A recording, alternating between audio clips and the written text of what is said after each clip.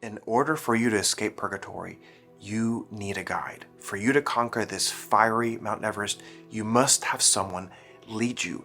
This is exactly what happened to Sister Mary of the Cross by Sister Mary Gabriel, a nun of her convent who had died previously and was now in purgatory, guiding her for over 16 years. All of this documented in the amazing book, The Unpublished Manuscript on Purgatory. Today's video, we will get right into this, and we will go through each of the different sections with commentary in between so that you can understand what the different levels are, the souls that are there, and the things that you need to avoid to get straight into heaven. If you want to support this channel in any way, please do so through Buy Me a Coffee. Let's get into this right away. I can tell you about the different degrees of purgatory because I have passed through them. In the Great Purgatory, there are several stages. In the lowest and most painful, like a temporary hell, are the sinners who have committed terrible crimes during life and whose death surprised them in that state. It was almost a miracle that they were saved, and often by prayers of holy parents or other pious persons. Sometimes they did not even have time to confess their sins, and the world thought them lost. But God, whose mercy is infinite, gave them at the moment of their death the contrition necessary for their salvation on account of one or more good actions which they performed during life. For such souls, purgatory is terrible. It is a real hell, with this difference, that in hell they curse God, whereas we bless Him and thank Him for having saved us. We see from this first part of purgatory our role in helping those people even while they are still on earth.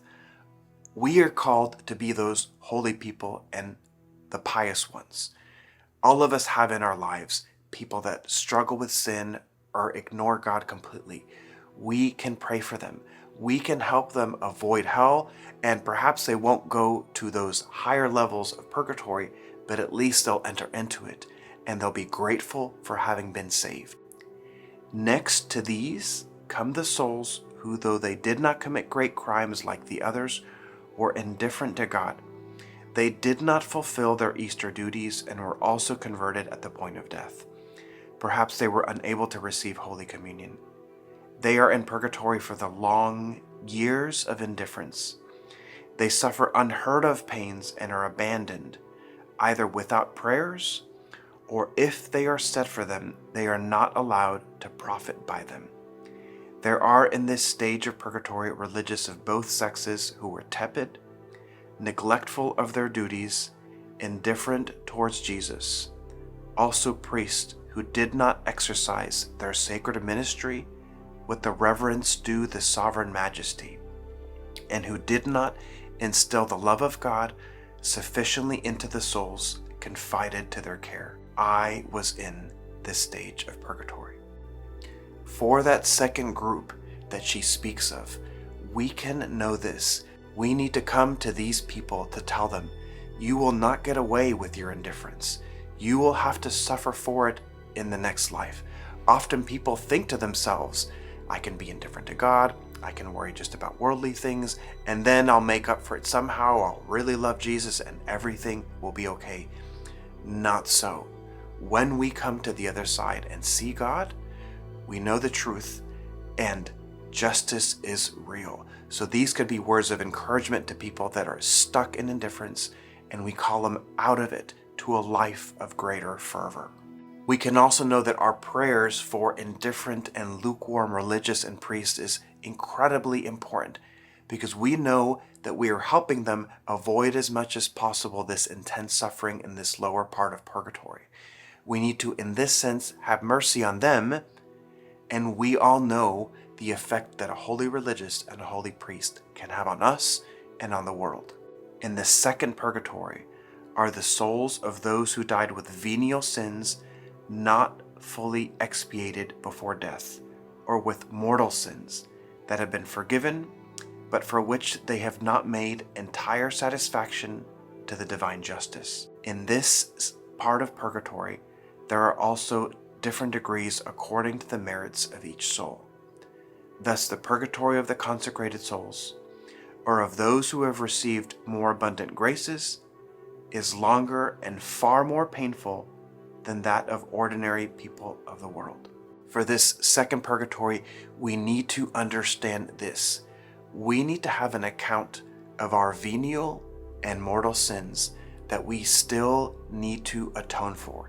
Let me recommend to you the Divine Mercy Promise. This is the only promise of its kind which can completely erase both the effect of sin, but also the punishment attached to it. If you don't want to lean on that, then all of us need to do penance through prayer, through suffering, with love, with fasting, and much of it. Think about this. Do you want to suffer in this life and atone for your sins and gain the merit for it? Or do you want to suffer intensely in purgatory and get no reward for it at all? Lastly, there is the purgatory of desire, which is called the threshold. Very few escape this. To avoid it altogether, one must ardently desire heaven and the vision of God. That is rare, rarer than people think, because even pious people are afraid of God and have not therefore a sufficiently strong desire of going to heaven. This purgatory has its very painful martyrdom, like the others. The deprivation of the sight of our loving Jesus adds to the intense suffering. For this last section of purgatory, the threshold, this mysterious place, the final line that we must cross before we enter into the glory of heaven. Think of how she describes the pain, a word she did not use for the other sections. Martyrdom. At the end of the day, if we want to go to heaven, we must be martyrs. Jesus Christ gave us the example, and the Blessed Mother gave us the other options, that we are either active martyrs or passive martyrs at the foot of the cross.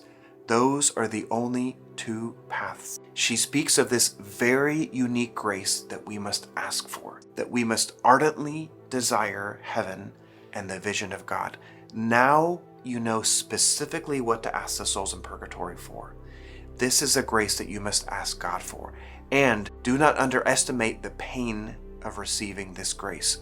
All of the saints talk about it. They all talk about this intense desire for God, that it feels like they're dying. In other books by St. Catherine of Genoa, she speaks about this, that when we see God, we are so drawn to him like a magnet that everything that keeps us is unbelievably painful.